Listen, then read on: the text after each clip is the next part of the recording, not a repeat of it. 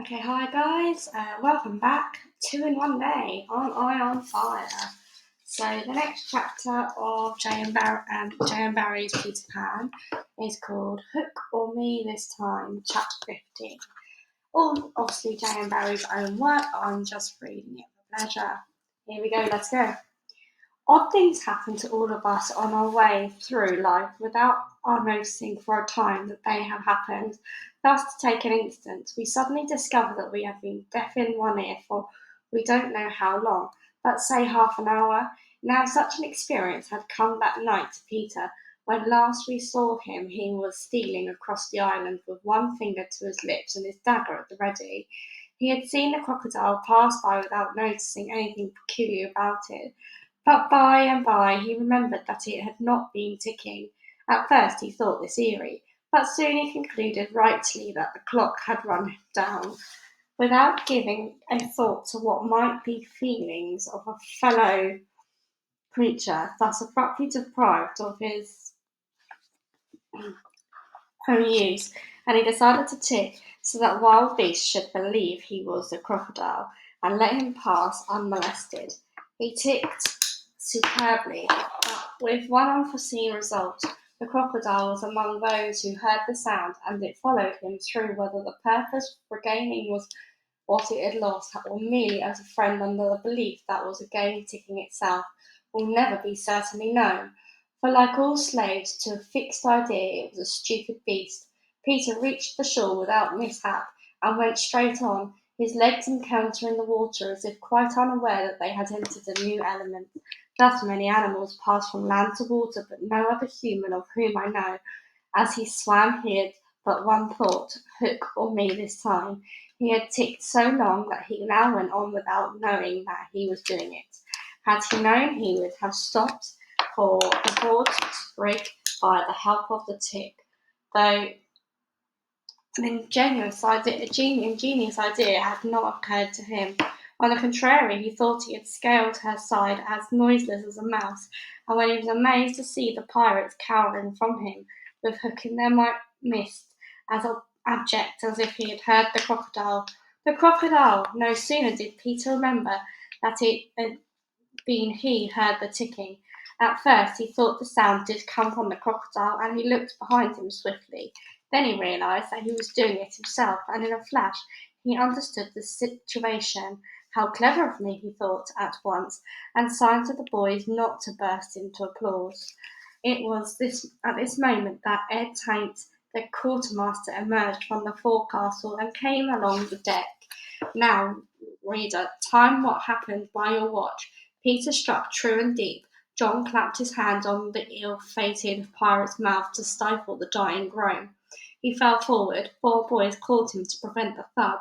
Peter gave the signal, and the carrion was cast overboard. There was a splash, and then a silence. How long had it taken? One, slightly, had begun to count. Noon to noon, Peter, every inch of him on a tightrope, vanished into a cabin. For more than one pirate was screwing up his courage to look around. Now they heard each other's distressed breathing now, which showed them that the more terrible sound had passed. It's gone, Captain, Smee said, wiping his spectacles all still again. Slowly Hook let his head emerge from his ruff and listened to so intensely that he could have caught the echo of the tick. There was not a sound, and he drew himself firmly to his full height. Then here's Johnny Plank, he cried brazenly, hating the boys more than ever because they had seen him unbend. He broke into a vinless ditty. Yo ho ho, the fisky plank.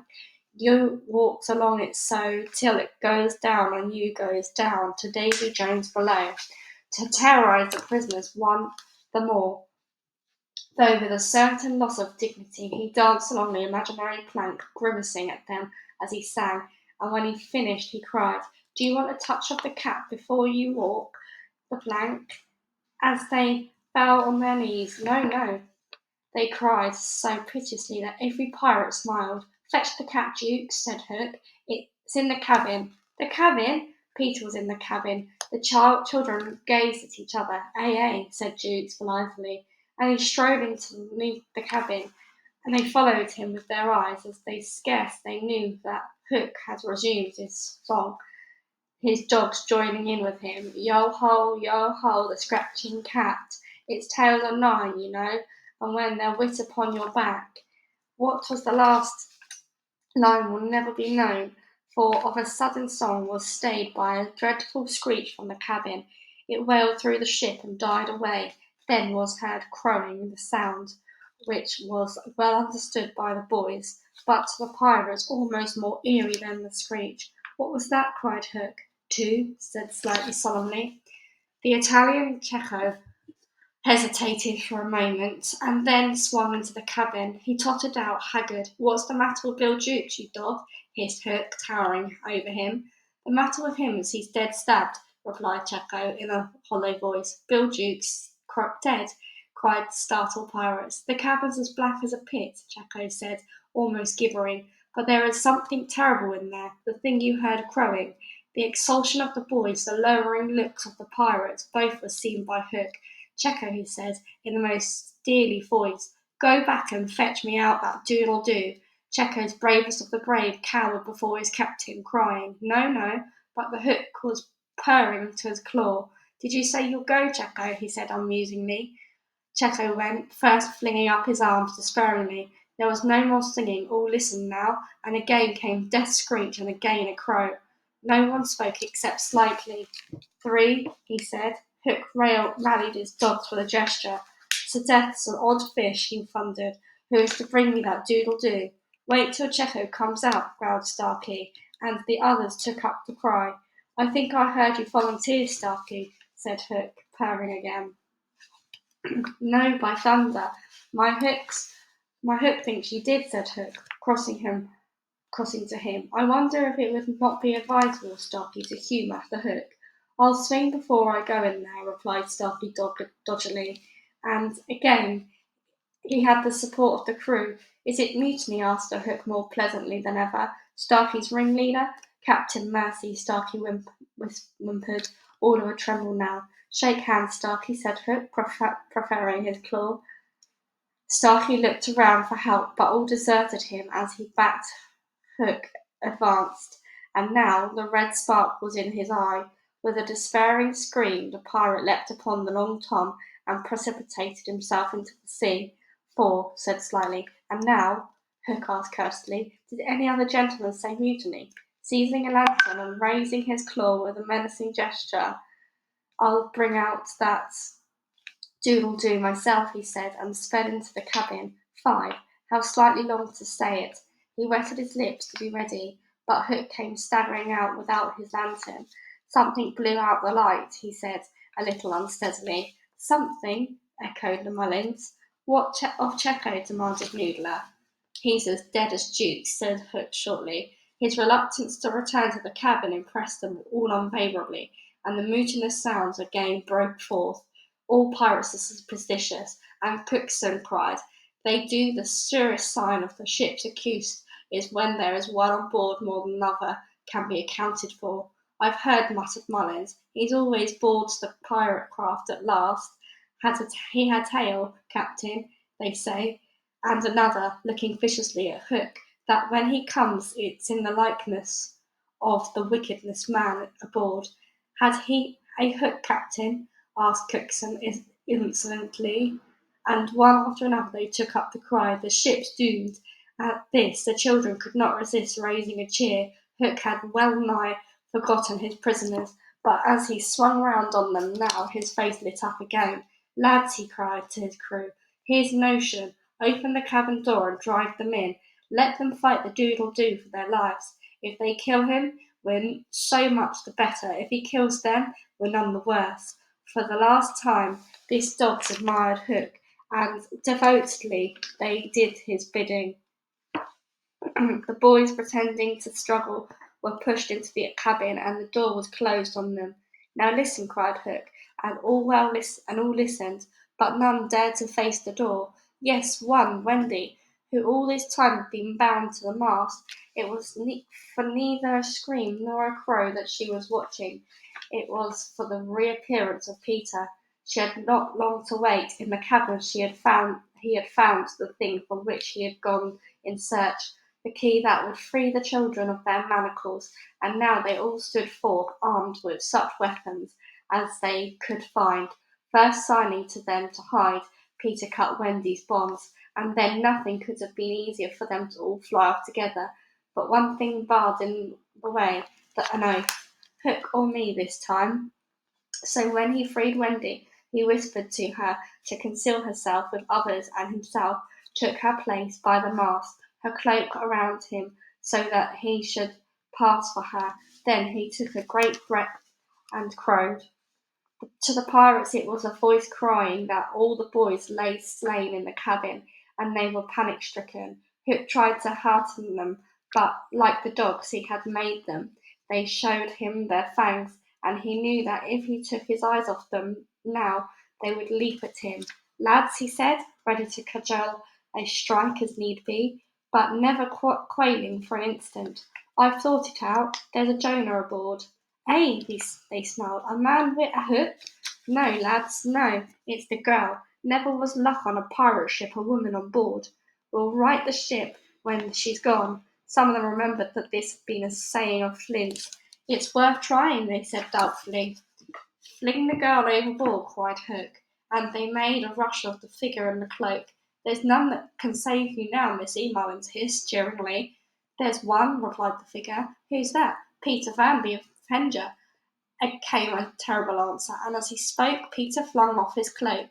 Then they all knew who 'twas that they had been undoing them in the cabin, and twice Hook essayed to speak, twice he failed. In that frightful moment I think his fierce heart broke. "At last," he cried, "cleave him to the brisket," but without conviction. "Down, boys!" and at them Peter's voice rang out, and in another moment the clash of arms was resounding through the ship.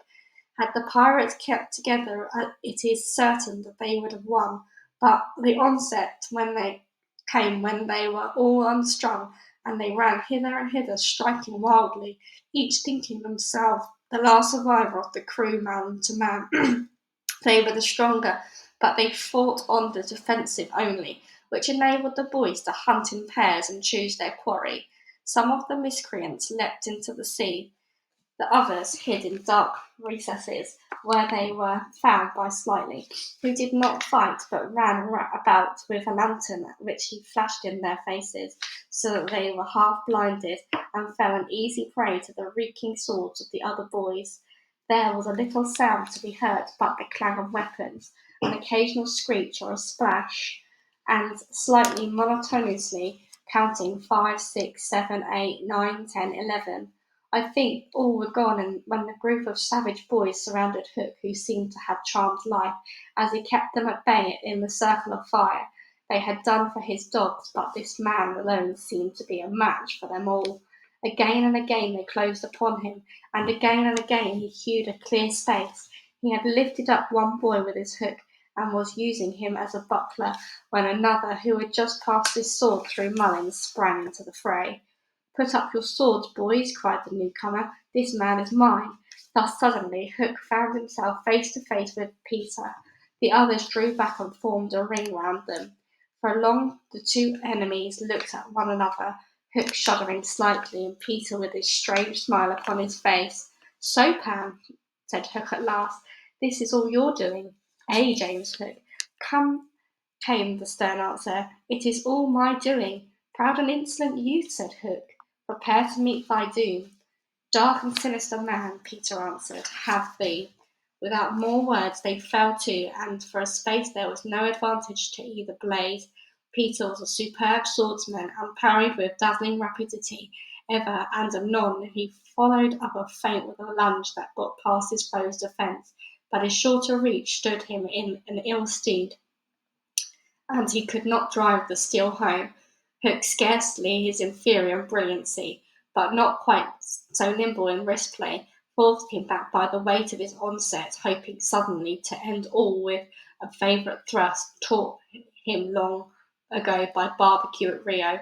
But to his astonishment he found his thrust and turned aside again and again.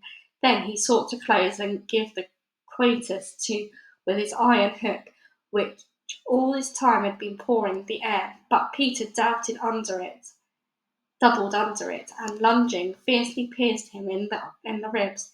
At sight of his own blood, whose peculiar colour, you remember, was an offensive to him, the sword fell from Hook's hand, and he was at Peter's mercy. Now, cried all the boys, with a magnificent gesture. Peter invited his opponent to pick up his sword. Hook did so instantly, but with a tragic feeling that Peter was showing good form. Hitherto he had thought it was some fiend fighting him, but darker suspicions assailed him. Pan, who and what art thou? He cried huskily. I'm youth, I'm joy, Peter answered at a venture.